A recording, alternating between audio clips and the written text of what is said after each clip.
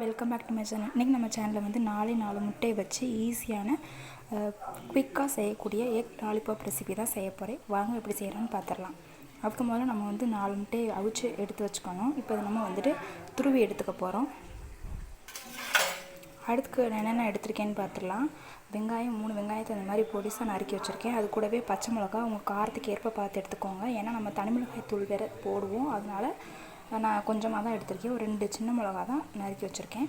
அப்புறம் மஞ்சள் தூள், உப்பு, கரம் மசாலா, அப்புறம் வந்து கார்ன்ஃப்ளவர் மாவு வந்து நான் 2 டேபிள் ஸ்பூன் அளவுக்கு எடுத்து இந்த மாதிரி வச்சுருக்கேன். இது வந்து நம்ம தண்ணி கலக்கணும்.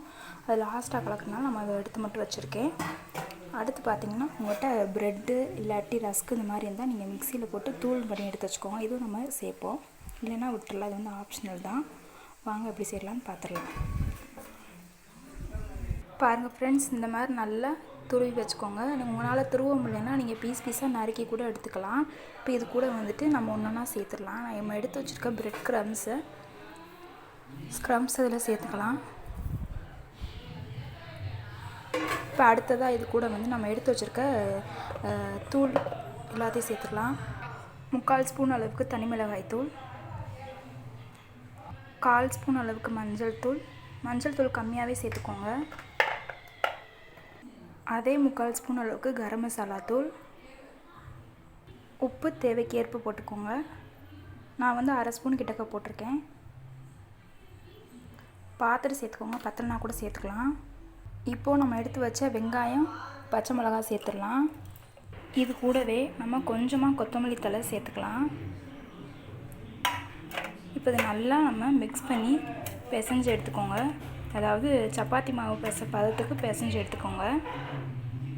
நான் பிசைஞ்சிட்டு உங்கள்கிட்ட காமிக்கிறேன். நான் கொஞ்சமாக வாட்டர் ஆட் பண்ணி தான் பிசைய போகிறேன்.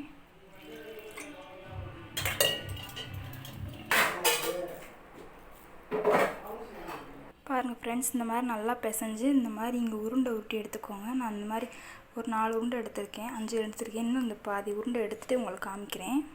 உங்களுக்கு எந்த சைஸில் வேணுமோ அதுக்கேற்ற மாதிரி நீங்கள் உருண்டை பிடிச்சிக்கோங்க. இங்கே வந்து நான் இது கார்ன்ஃப்ளவர் மாவு எடுத்தோம் இல்லையா, அதை இந்த மாதிரி தண்ணி ஊற்றி நல்லா கரைச்சி எடுத்து அதில் நம்ம டிப் பண்ணி நம்ம எடுத்து வச்சுருக்க பால்ஸ் எல்லாம் அதில் ஒன்றா டிப் பண்ணி இந்த மாதிரி ஃப்ரை பண்ணி எடுத்துக்கணும். எடுத்ததுக்கப்புறம் நான் உங்களுக்கு காமிக்கிறேன். இந்த மாதிரி நல்லா டிப் பண்ணி எடுத்துக்கோங்க. அப்போ தான் வந்துட்டு பால் வந்து பிரியாமல் வரும். இதை நம்ம இப்போ இதில் போட்டுடலாம்.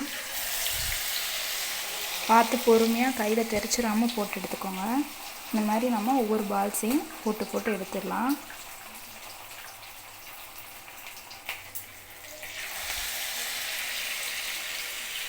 அவ்வளோதான் ஃப்ரெண்ட்ஸ், சூப்பராக இது கூட ஒரு கெச்சப் வச்சு சாப்பிட்டிங்கன்னா அருமையான எக் லாலிபாப் ரெடி ஆயிடுச்சு. நீங்களும் இந்த மாதிரி செஞ்சு பார்த்துட்டு கமெண்ட் பாக்ஸில் எப்படி இருக்குன்னு சொல்லுங்கள். இன்னொரு வீடியோவில் சந்திப்போம் ஃப்ரெண்ட்ஸ். பாய்.